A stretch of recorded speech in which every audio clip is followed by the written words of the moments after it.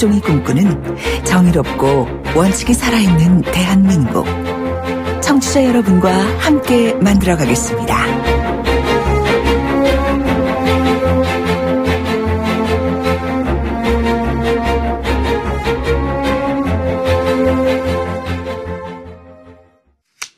오늘 청와대가 다음 달 예정된 에이펙 회담에서 한중 정상회담 개최하기로 전격 합의했다라고 조금 전에 YTN 뉴스에서도 들으신 걸로 알고 있습니다. 그간의 갈등의 원인이었죠. 2016년 1월부터 본격화되기 시작한 사드 문제. 이게 어느 정도 해병의 기간을 가질 가능성이 있는가 많은 관심을 갖고 있는 것 같습니다. 조야에서. 정치도 정치고 경제도 경제 아니겠습니까? 지금 명동 한번 가보십시오. 부산은 어떻고요? 광주는 어떻습니까? 전문가와 함께 자세히 문제 한번 짚어보겠습니다. 세종연구소의 이태환 중국연구센터장입니다. 안녕하세요. 네, 안녕하세요. 자, 오늘 한중 관계 개선을 위한 양국 간 협의문 발표됐는데 주목할 만한 내용은 무엇입니까? 어떻게 보셨어요? 글쎄, 기존의 어떤 사드 문제라든가 이런 거에 대해서 중국도 기존의 입장을 어느 정도는 되풀이한 부분이 있고요. 네. 특별히 좀 새롭게 보여지는 건 한중 관계를 고도로 중시한다. 예. 이 표현은 물론 처음 쓴 게 아니고 2012년에 시진핑이 처음 당 총서기로 선출될 그 당시에도 나왔던 얘기입니다. 예. 하지만 이것은 또 어떻게 보면은 그동안 계속 악화되어 온 한중 관계가 네. 다시 회복될 수 있다는 걸 시사하는 그런 내용으로 들려지기도 합니다. 예. 그래서 그게 조금 더 우리가 지켜봐야겠지만 아마 19차 당대회 이후에 중국이 한중 관계를 좀 더 새롭게 재설정해 보려는 그런 시도를 하려는 게 아닌가 그렇게 생각이 듭니다. 예. 한중 관계를 새롭게 설정해 보려는 중국 수뇌부의 입장이 반영이 됐다는 말씀이신 것 같은데 네. 중국 쪽 이야기를 들어보면 아직까지도 방금 말씀해 주셨습니다만 사드 체제를 반대한다는 그 입장은 분명히 밝히고 있고요. 그렇지만 우리 정부는 또 이 정치와 경제를 분리해서 대응하겠다 이렇게 이야기를 하고 있는 것 같은데 어떻게 될까요? 이 사드 갈등 문제는 결국은 이 트럼프 대통령의 한중일 방문 이후에 좀 더 구체적으로 모습이 나오지 않을까요? 어떻게 보십니까?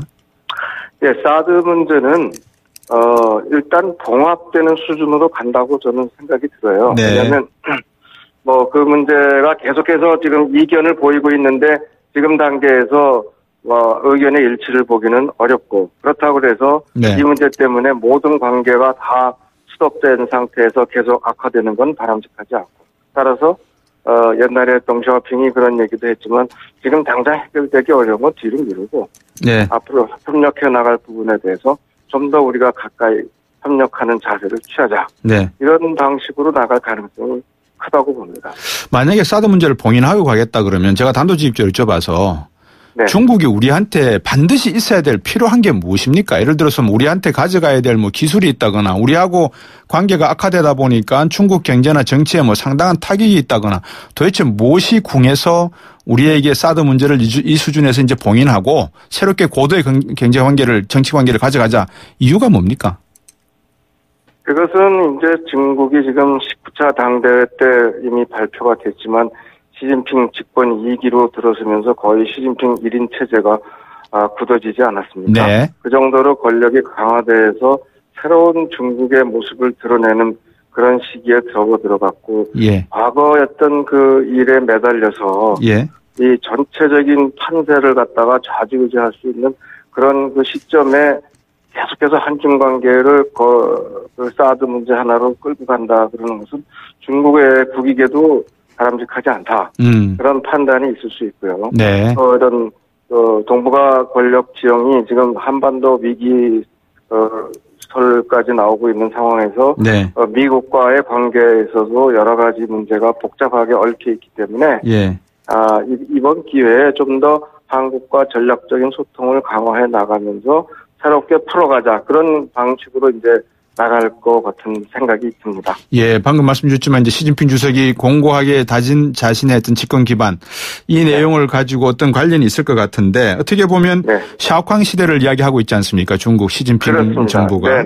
그러면 이제 중국 다음이라는 것이 나오는데 이 중국 다음의 샤오캉 시대를 앞서서 한국과 같은 이 우방 국가와의 작은 일로 싸우는 모습은 이 중국의 거대한 꿈과는 상당히 치졸해 보인다. 좀 옹졸해 보인다. 이런 이미지를 좀 상쇄하기 위함일까요? 어떻게 보십니까? 네, 그런 것도 있고요. 예. 뭐 그런 부분이 분명히 있습니다. 대국으로서의 어떤 책임을 지는 자세도 있어야 되고 또 여러 가지 주변 국가들을 잘 아우러 가서 새롭게 발전해 나갈 수 있는 중국의 이미지를 창출할 필요도 있습니다. 그러나 더 시급한 문제라고 하면은 일본의 지금 총선 결과에도 나왔지만 일본이 헌법 개정까지 갈 수 있는 지금 항공 드라이브를 걸 수도 있는데 여기에 한국을 자꾸 일본 쪽으로 떠다 미는 듯한 그런 전략적인 행동을 할 필요가 없다고 생각할 수도 있습니다. 그렇군요. 예. 네네. 그런 전략적 내용도 충분히 있을 수 있겠는데 그러다 보니까 이번 발표문 보면 말입니다. 팀장님, 센터장님, 이 중국 측의 미사일 디펜스 MD 구축, 사드 추가 배치 문제 그리고 한미일 군사 협력에 대한 우려가 이렇게 명시가 되어 있는 것 같아요, 그죠? 네네, 그렇습니다. 네, 그 부분에 대해서, 그 부분은, 그 입장을 지금 당장 번복한다는 것은 중국 수뇌부로서도 좀 당혹스러운 것이 되고, 앞으로 그 입장을 계속 견지를 하지만, 그것 때문에 지금까지 해오던 사드 보복을 계속 더 하면서 앞으로 더욱더 한중 관계를 악화시키겠다는 의도를 조금은 이제 벗어난 거 아니냐. 그런 쪽에서는 조금 벗어나고, 다만 그 입장을 그대로 견지하는 것은 앞으로도 협의해 나갈 부분이 있다는 걸 시사하는 거죠. 네. 한중 정상회담을 에이펙 회담에서 하는 거는 뭐 에이펙 정상회담 자체가 아시아 태평양 연안의 정상들이 모이는 회의니까 당연히 정상회담을 할 수가 있는데 교수님, 센터장님 보시기에 앞으로 한중일 정상회담을 정례화해서 우리의 입장을 좀 더 강화하는 그런 전략적 포지셔닝은 필요하지 않을까요? 어떻게 보십니까? 당연히 그렇습니다. 지금 한국이 한반도의 운명을 결정짓는 모든 일에 한국이 좀 주도적인 역할을 하기 위해서라도 우리가 중국과 전략적 소통도 강화해야 되지만 한미동맹 각 국권이 해야 되고요. 한미중 대화도 해야 되고 동시에 한중일도 우리가 어떻게 보면은 정상회담 했던 걸 지금 못하고 있지 않습니까? 그런 거를 주도적으로 잘 해서 한중일 관계도 굳건하게 끌어나갈 수 있다 그러면 우리는 굉장히 아주 주도적인 역할을 할 수 있는 위치에 들어갈 수 있다고 볼 수 있겠습니다. 예, 이번 어쨌든 에이펙 정상회담에서는 어떤 내용이 다뤄질지 혹시 예상하시는 바가 있으십니까? 아니면 기대하시는 바가 있으시면?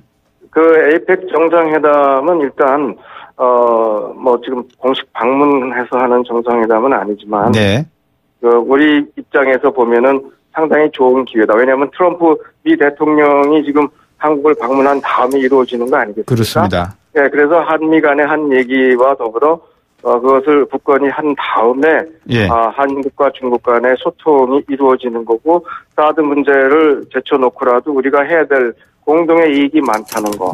특히 한반도 문제를 평화적으로 해결해 나가는데 중국이 한국과 비슷한 입장을 취할 수 있다. 이런 부분까지도 할 수 있기 때문에 어느 정도는 우리가 이번에 기회를 살리는 것이 필요하겠다. 그런 생각이 듭니다.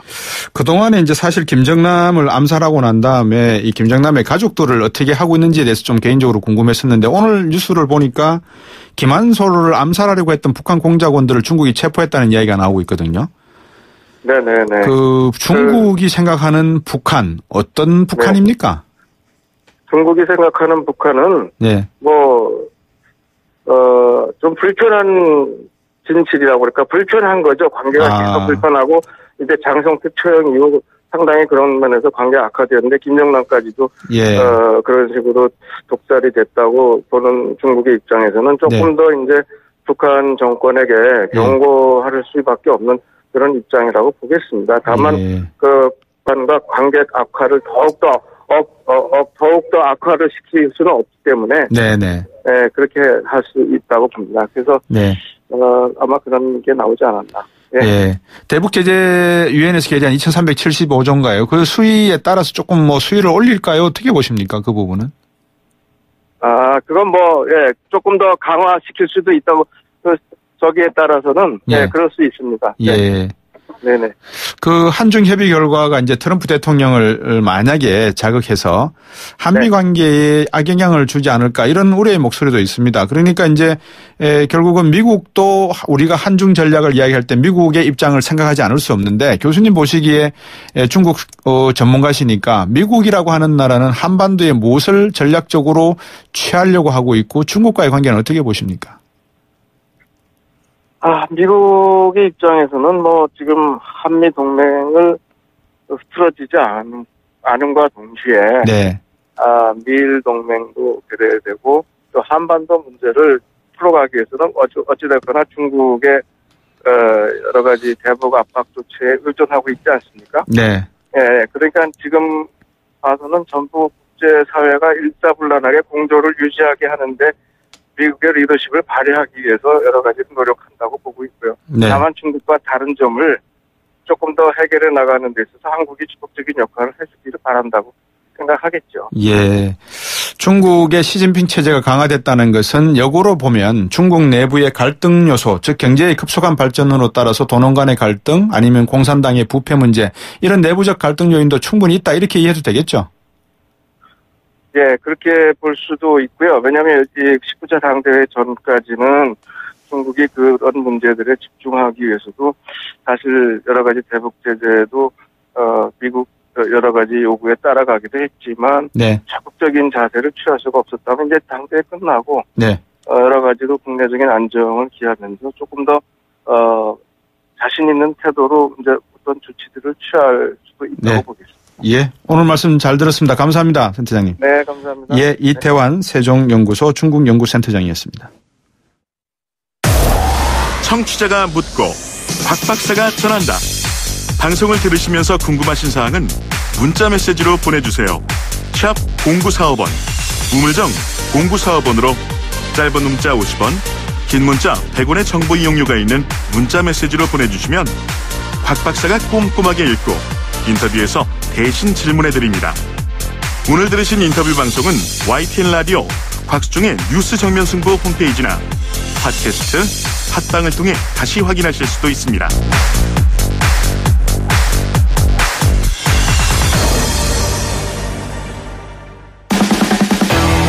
돌려보고 비틀어보는 오늘의 이슈. 이종훈의 뉴스 측면 승부. 네, 오늘의 핫이슈 한 가지 잡아서 돌려보고 비틀어보고 짤순위 통해서 짤짤 짜버리겠습니다. 시사의 측면 승부사시죠? 이종훈 박사 오셨습니다. 안녕하십니까? 네, 안녕하세요. 예, 오늘은 뭘 짜시겠습니까? 뇌물. 뇌물요? 네. 어떤 뇌물? 누가 받은 뇌물입니까? 박근혜 전 대통령의 최측근 이른바 문고리 3인방 가운데 예. 안봉근, 예. 이재만 두 전직 비서관이 오늘 체포당했습니다. 네, 왜요? 그래서 소환 조사를 받고 있는데 예. 국정원에서 특수활동비를 받은 혐의입니다. 뇌물수수. 특수활동비를 받았다고요? 뇌물수수. 특수활동비 아시죠? 모릅니다. 저는. 각 기관마다 이렇게 인자 없는 눈먼 돈으로 알려져 있는 기관에서 있어본 적이 없어서요. 예, 늘 논란이 많이 되고 있는 그런 돈인데 그렇군요. 국정원이 그 특수활동비를 개인적으로 줬다는 거죠. 지금 이 얘기는.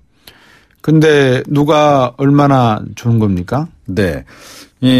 최근에 이제 화이트리스트 관련한 조사를 이제 진행하던 중에 그 이현수 전 국정원 기획조정실장을 이제 소환 조사를 했거든요. 네. 그때 이제 이분이 진술을 했답니다. 국정원 특수활동비를 매년 정기적으로 청와대 관계자들에게 건넸다. 네. 매년 한 10억씩. 네. 2013년부터 2016년 올해 초반까지 거의 한 40억 원 정도 이렇게 전달을 했다라고 이렇게 얘기를 했어요. 네. 이걸 조금 더 캐보니 국정원 특수활동비 가운데서 국정원장 개인에게 할당된 활동비가 또 있답니다. 그 일부를 현금 1억 원 다발, 그러니까 007 가방에 딱 넣어서 매달 직원을 시켜서 이 조금 전에 말씀드린 두 비서관에게 전달을 했다는 거죠. 네. 그래서 이거는 좀 뇌물 내지 상납의 성격이 강하다. 이렇게 지금 보고 있는 겁니다. 그런가요? 그런데 두 전직 비서관이 국정원 측에 직접 현찰을 요구를 했다. 이런 증언도 지금 나와 있습니다. 근데 이게 특수활동비라 그러셨잖아요. 네. 특수활동비는 말 그대로 특수한 활동을 하기 위한 거 아닙니까? 근데 왜 갑자기 뇌물입니까? 그러니까요. 그런데 이게 이제 특수활동비가 원래는 그러니까 이 국정원에 이제 배당됐을 때는 국정원 같은 경우는 이제 첩보 활동 이런 것들을 많이 하게 되잖아요. 북한 관련한 이제 그런 것들 그러니까 일일이 뭐 예산 그 내역을 밝히기 힘든 그런 거를 하기 위해서 이제 배정이 됐었는데 이게 이제 점점 이 대상 기관이 좀 확대돼 가지고 요즘 국방부도 받고 뭐 이제 심지어 국회까지도 받고 뭐 이제 이런 식이 돼가지고 늘 논란이 됐죠. 눈먼 돈이다. 이래고 이제 논란이 됐는데 그래도 여전히 가장 많은 돈은 국정원에서 쓰고 있습니다. 이 특수활동비를 연간 뭐 거의 이 5천억에 지금 거의 근접할 정도가 되는데 그 가운데 이 국정원장에게 해마다 한 수십억 원 정도 이렇게 또 할당이 된대요. 국정원장이 뭘 그렇게 첩보 활동을 하시는지는 모르겠으나 그런데 그 가운데 이제 일부를 청와대로 이렇게 보낸 건데 이게 공적으로 사용되었을 가능성보다는 사적으로 일종의 비자금 형태로 뭐 활용이 됐거나 아니면 개인적으로 뒷돈 챙긴 거 아니냐라고 하는 그런 의혹이 지금 일고 있는 그런 상황인 거죠. 현 정부에서는 예를 들면 뭐 청와대 생활비도 아꼈다 이런 이야기가 나오고 있는 걸로 제가 알고 있는데 저는 모르겠습니다. 그냥 특수활동비라는 그 특수자가 붙은 내용만 항목만 가지고 이것이 뇌물죄로 뇌물수수로 바뀌었다고 하는데 어떠한 혐의라든지 정황이 있는 건지에 대해서 궁금해서 여쭤보는 겁니다. 네. 그러니까 조금 전에 이제 정황에 대해서 제가 말씀드렸잖아요. 그러니까 특수활동비를 이제 기관에서 이제 기관에 할당해서 쓸 때는 정식 예산에 편성해서 쓰는 거잖아요. 이렇게 007 가방에 넣어서 이렇게 전달하지는 않는다는 거죠. 각 부처에 이렇게 할당이 되면 그렇게 해서 이제 다 나눠 쓰는 것이고요. 그 분배를 해서 기관마다 이제 분배 기준이 다 있습니다. 그렇게 해서 이제 사용을 하도록 돼 있는 것이고 국정원장에게 할당됐다면 국정원장이 어찌됐건 특수활동비를 써야 하는 거죠. 그리고 특수활동비가 이게 눈먼 돈이라고는 하지만 사실은 기관마다 그 내부적으로는 나름의 어떤 기준과 지침이 다 있습니다. 뭐 예를 들어 국장급은 얼마, 뭐 실장급은 얼마 이렇게 배정한다라는 그런 것도 있고 대략 이러이러한 용처에 좀 써야 된다라는 그런 좀 것도 있고 또 경우에 따라서는 뭐 이렇게 영수증 첨부를 요구하는 경우도 간혹 있고 뭐 그렇거든요. 자, 그런데 이런 식으로 조금 전에 이제 제가 전달 경위를 말씀드렸는데 007 가방에 돈을 넣어서 현찰을 이렇게 직접 누군가에게 주는 이런 식으로 이 배분해서 쓰지는 않는다는 거죠. 공식적으로. 그러면 저는 뭐 딴지 거는 게 아닙니다. 궁금해서 여쭤보는 겁니다. 이전 정부들은 특수활동비가 없었나요? 이 항목이? 있었죠. 그런데 조금 전에 007 가방으로 현금 담아가 갖다 주지는 않았다. 그런 식으로는 배분을 안 한다는 거죠. 안 한다? 네. 그리고 이렇게 한 사람에게 뭐 이렇게 큰 돈이 이렇게 전달이 되는 이런 식으로는 보통 사용하지 않죠. 근데 일단 본 적은 없습니다. 저들이. 그렇죠? 그렇습니다. 본 적은 없고 증언만 나와 있는 그런 상황인 거죠. 아니 그러니까 전 정부에서도 현금으로 갖다 준 장은 이거는 모른다. 그 전 정부들. 전 정부. 그것까지는 모르겠어요. 사실은 이것이 예를 들어서 뭐 일종의 관례였다.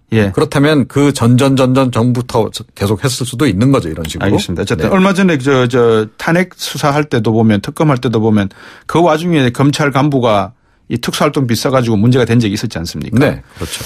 개인적으로 착복한 건 아니죠. 어쨌든 간에 지금까지.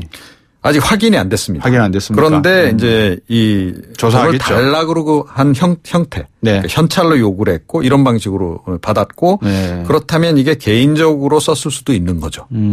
그런 거고 만약에 이 박근혜 전 대통령이 이거를 지시를 했거나 또 뭐 이런 식으로 돈을 받는 걸 알고 있었다고 한다면 이게 또한 이제 문제가 되는 거죠. 예를 들어 박근혜 전 대통령 같은 경우 청와대 특수활동비가 있거든요.